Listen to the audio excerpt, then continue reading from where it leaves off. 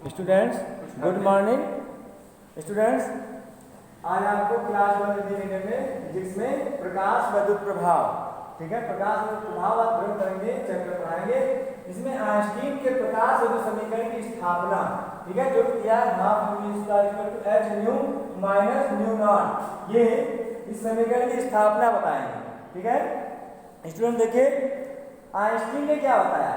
देखिए यहाँ पे प्रकाश फोटान है, आपको बता चुके हैं कि जब किसी पृष्ठ पर, धातु के पृष्ठ पर कोई प्रकाश फोटान आपतित होता है तो वह ऊर्जा लेकर के और उसमें से पृष्ठ से इलेक्ट्रॉन निकाल देता है।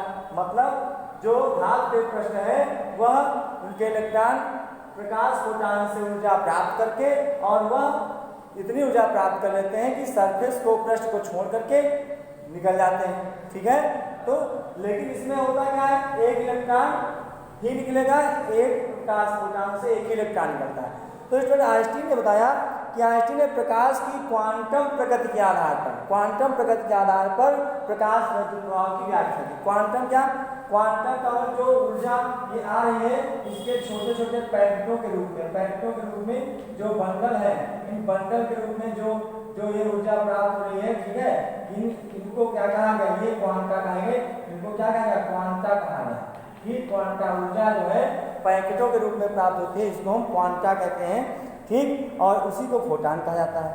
तो जब इसके अनुसार जब फोटान किसी धातु की सतह पर आपतित होते हैं तो एक फोटान एक इलेक्ट्रॉन से ही अभिक्रिया करता है। एक फोटान एक इलेक्ट्रॉन से अभिक्रिया करता है, मतलब एक ही इलेक्ट्रॉन निकलेगा। ये नहीं कि एक फोटान पड़ा और 2 या 3 इलेक्ट्रॉन निकलने लगे, ऐसा नहीं है। केवल एक फोटान इस पे पड़ेगा तो एक ही इलेक्ट्रॉन निकलेगा, दूसरा फोटान तो दूसरा इलेक्ट्रॉन निकलेगा। ठीक है, तो इस प्रकार से ये इलेक्ट्रॉन उत्सर्जित होने लगते हैं और इसमें उपस्थित जो मुक्त इलेक्ट्रॉन हैं, ठीक है, वो फोटान की संपूर्ण ऊर्जा को पूर्ण रूप से अवशोषित कर लेता है। ठीक है, और अवशोषित कर लेता पूर्ण ऊर्जा को है, जो ऊर्जा क्या होती है, जो ऊर्जा होती है E equal to H nu. ऊर्जा क्या होती है, E equal to H nu. ठीक है, आपको बताया ऊर्जा E equal to H nu है, यह ऊर्जा इसको प्राप्त होती है और प्राप्त करके ये निकलने लगता है इलेक्ट्रॉन। ठीक है, अब ये ऊर्जा 2 रूप में प्रयुक्त होती है। ठीक, पहला कौन सा कि मुक्त इलेक्ट्रॉनों को धातु की सतह से बाहर, मुक्त इलेक्ट्रॉनों को प्रत्येक धातु के पृष्ठ पर मुक्त इलेक्ट्रॉन उपस्थित होते हैं, तो धातु के पृष्ठ से मुक्त इलेक्ट्रॉनों को निकालने में जो ऊर्जा प्रयुक्त होती है वह इसी प्रकाश फोटान से ही प्राप्त होती है। तो पहला कार्य क्या हुआ कि पहला जो है किसी भी धातु के पृष्ठ से मुक्त इलेक्ट्रॉन को निकालने में ऊर्जा व्यय होती है। ठीक है, दूसरा कार्य क्या है, और ये किसके बराबर होती है, ये होती है निकालने में जो ऊर्जा निकलती है वह उसमें कार्य फलन W equal to H nu naught के बराबर होती है, इसको W नॉट भी कह सकते हैं, इसके बराबर होती है। इसको क्या कहेंगे, ये कहलाएगा कार्य फलन। ये क्या कहलाता है, कार्य फलन। कार्य फलन W naught equal to H nu naught. ठीक है, ये आपको बता चुके, कार्य फलन बता चुके हैं, मुक्त इलेक्ट्रॉन बता चुके हैं, सब आपको बताया है। ठीक है, तो ये इस प्रकार से इस रूप में ये इसके तुल्य ऊर्जा प्रदान की जाती है इलेक्ट्रॉन को, और ये इलेक्ट्रॉन इमिट होने लगते हैं, निकलने लगते हैं। ठीक है, दूसरा क्या है, सेकंड पार्ट, शेष ऊर्जा जो बचती है उसका क्या होता है, वह उत्सर्जित इलेक्ट्रॉनों को गतिशील करने में, ठीक है, गतिशील करने में अर्थात गतिज ऊर्जा प्रदान करने में होती है। ठीक है, सेकंड पार्ट क्या है, इसको जो E equal to H nu है, ठीक, ये ऊर्जा प्राप्त हुई, तो इसमें पहला प्रकार क्या कार्य हुआ कि धातु के पृष्ठ से इलेक्ट्रॉन को निकालने में ऊर्जा लगी। दूसरा क्या है, इस इलेक्ट्रॉन को गतिशील करने में, ठीक, गतिशील करने में ऊर्जा व्यय होती है, गतिशील करने में व्यय ऊर्जा। ठीक है, गतिशील करने में ऊर्जा होती है। ठीक, तो ये गतिशील करने में इसको ऊर्जा दी जाती है। ठीक है, अब यदि उत्सर्जित इलेक्ट्रॉन का अधिकतम वेग V मैक्सिमम हो, उत्सर्जित इलेक्ट्रॉन का जो अधिकतम वेग है, इलेक्ट्रॉन का अधिकतम वेग, ठीक है, इलेक्ट्रॉन का अधिकतम वेग V मैक्सिमम अगर जो है तो V मैक्सिमम है, अधिकतम है। ठीक है, तो द्रव्यमान m है, द्रव्यमान क्या है, द्रव्यमान m है, और इसमें जो है उत्सर्जित इलेक्ट्रॉनों की, तो अधिकतम गतिज ऊर्जा क्या हो जाएगी? उत्सर्जित इलेक्ट्रॉनों की अधिकतम गतिज ऊर्जा क्या हो जाएगी? अधिकतम गतिज ऊर्जा क्या कहेंगे? काइनेटिक एनर्जी, अधिकतम गतिज ऊर्जा, ठीक है। के मैक्सिमम जो है अधिकतम, वो क्या हो जाएगी?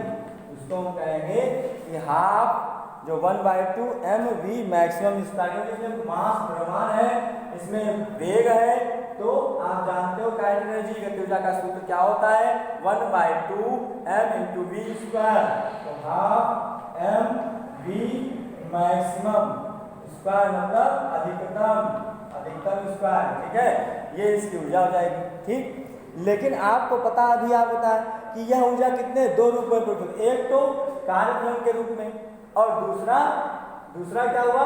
ये तो कार्यफलन के रूप में इलेक्ट्रॉन को निकालने में, दूसरा इसको गतिशील करने में। तो E = क्या हो जाएगा?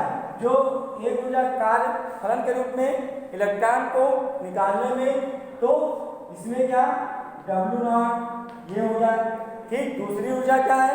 वेग पर डिपेंड करती है, मतलब उसको गतिशील करने में, और जब गतिशील करेगी तो हाफ mv, इसका मतलब v मैक्सिमम स्क्वायर, ठीक। ये ऊर्जा दो रूपों में प्रयुक्त हो गई, ठीक, दो रूपों में आ जाएगी, ठीक है। अब आपको पता है E = क्या होगा? साधारण जो इसमें रखेंगे, आपको पता है E = hν, ठीक। जो इलेक्ट्रॉनों को ऊर्जा जो इसमें पूरी मिली वो E = hν है। और दूसरा हमने क्या बताया था कार्यफलन में कि यहाँ पे क्या है? ये hν है, और ये क्या है? W0, और W0 क्या होता है? hν0, ठीक। Where μ0 is, जहाँ पर μ0 क्या है? μ0 है आपकी जो है डेली आवृत्ति, या क्या कहते हैं इसको? है थ्रेशोल्ड फ्रीक्वेंसी,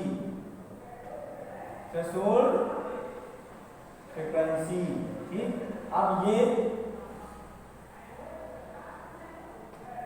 थ्रेशोल्ड फ्रीक्वेंसी क्या है? वह न्यूनतम आवृत्ति जिस पर इलेक्ट्रॉन या प्रकाश फोटॉन कोई भी इलेक्ट्रॉन को उत्सर्जित कर सके, तो यह न्यूनतम आवृत्ति होती है, μ0, डेली आवृत्ति या थ्रेशोल्ड फ्रीक्वेंसी।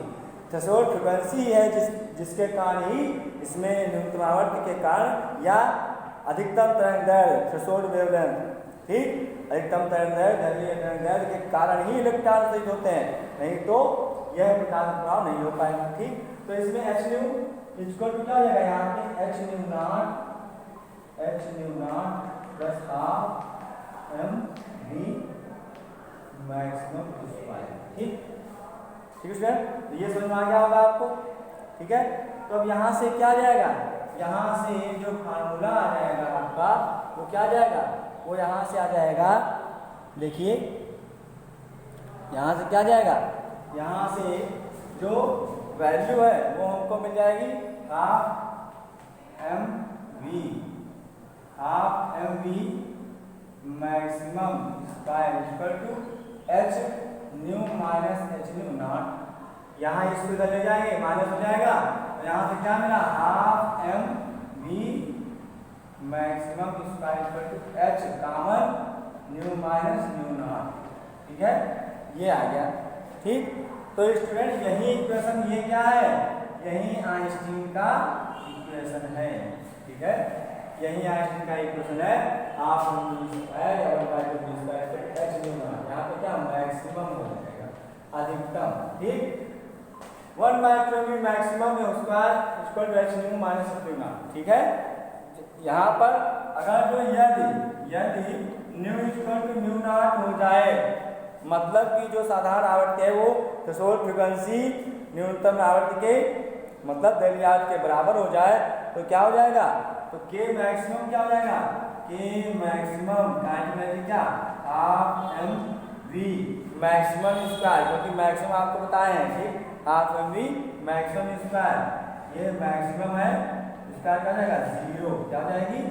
वैल्यू 0 हो जाएगी।